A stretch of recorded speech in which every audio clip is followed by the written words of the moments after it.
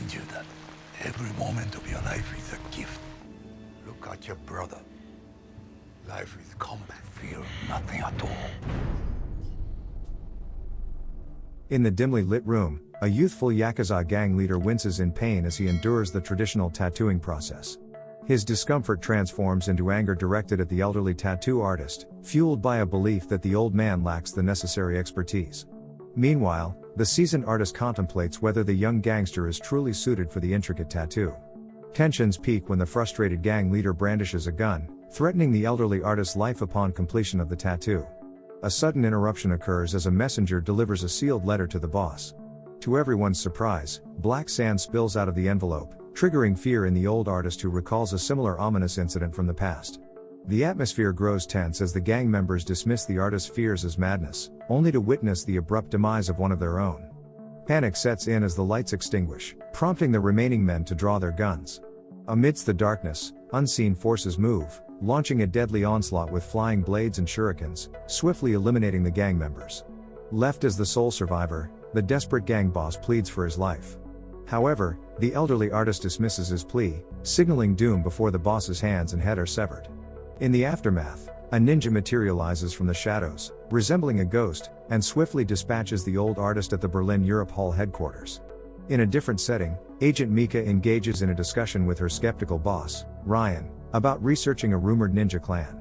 Despite Ryan's disbelief, Mika presents compelling evidence, citing numerous global assassinations linked to the Asunu clan.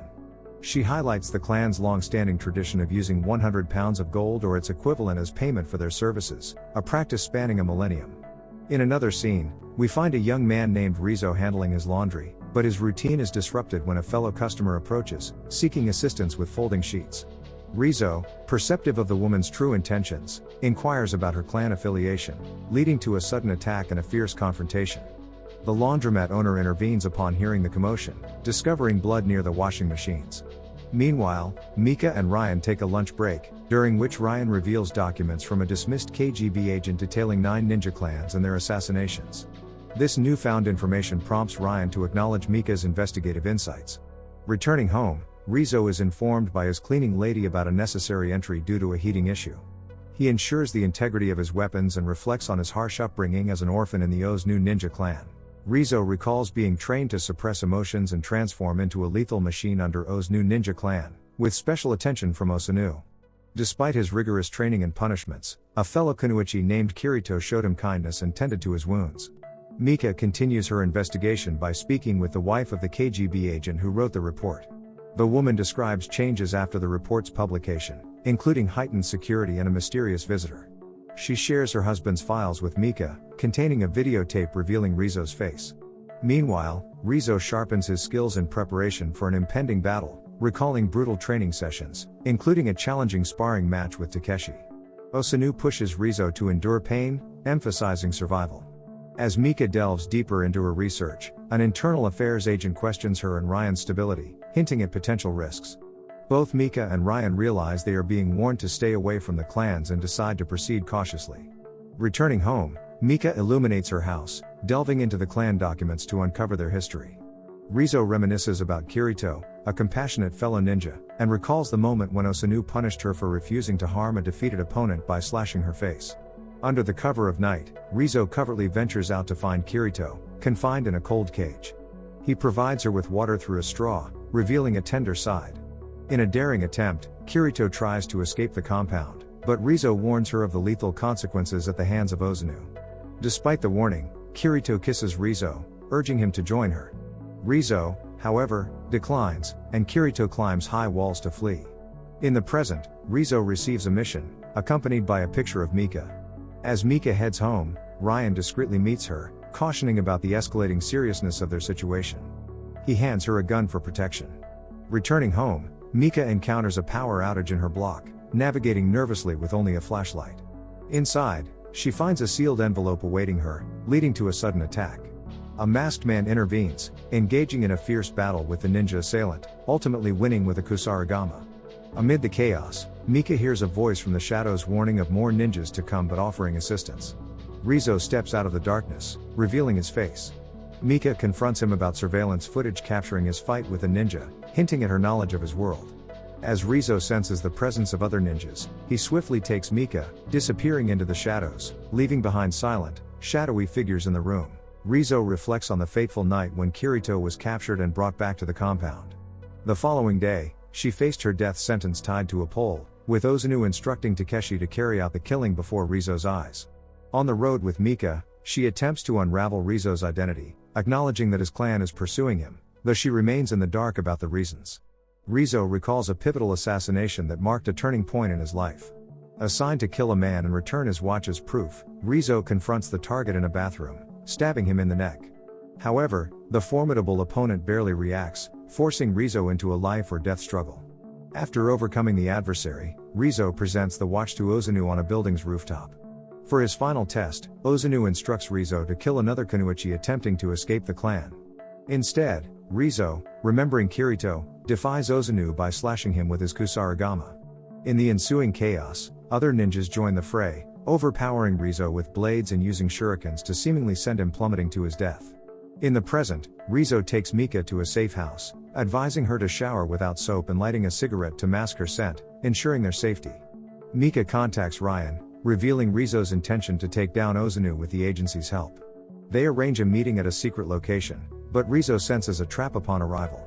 Agents swiftly incapacitate him with tasers, taking him to a safe house where he's bound with chains and exposed under bright lights. Mika, feeling betrayed, confronts Ryan about his role in the setup. In private, Ryan discloses suspicions of an agency insider collaborating with Ozunu, sensing a larger conspiracy.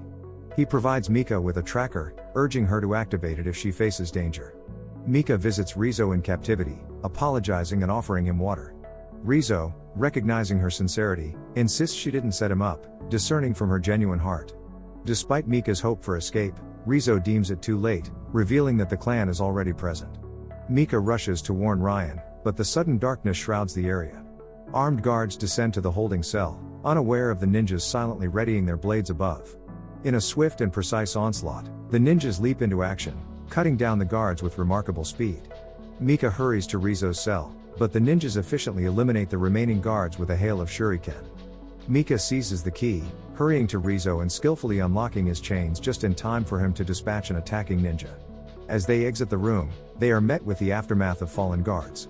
Reaching the exit, Rizzo instructs Mika to go ahead, and as ninjas emerge from the shadows, he springs into action. In a dynamic display of agility, Rizzo evades, weaves, and counters the attackers. Takeshi manages to disarm him momentarily, but Rizzo seizes a sword, unleashing a ferocious onslaught, cutting down his former comrades. Despite sustaining numerous cuts, the relentless onslaught of ninjas continues, forcing Rizzo to make a desperate run for his survival. Mika races back to the waiting car, but she is ambushed. Barely escaping, she maneuvers the vehicle skillfully, evading the relentless pursuit of other ninjas. Meanwhile, Rizzo employs every parkour skill in his repertoire to outpace the relentless clan members hot on his heels. Navigating busy streets, Rizzo is cornered, forced into a confrontation where Takeshi, already wounded, faces him. Takeshi inflicts severe wounds on Rizzo until, just before the final blow, Mika intervenes, sending Takeshi flying with her car and rescuing Rizzo. Despite wanting to take him to a hospital, Rizzo utilizes his technique to halt the bleeding, and Mika settles for a motel. Unconscious from his injuries, Rizzo receives gratitude from Mika for saving her life, sealed with a kiss. Seeking forgiveness, she activates the tracking device as Ryan and his team receive the notification, planning a swift response. However, upon reaching the motel, they discover that the clan has taken Rizzo. He awakens on a plane, using hand signs and controlled breathing to heal his wounds. Dragged before a blinded Ozunu, Rizzo's previous attack has left a lasting impact on his former master. Ozanu, expressing his disappointment in Rizzo's perceived betrayal, ties him to a pole for execution. Using a pain technique, Ozanu attempts to break Rizzo, but Rizzo defiantly mocks him, calling him old. As Rizzo coughs up blood, Takeshi notices the expelled tracking device.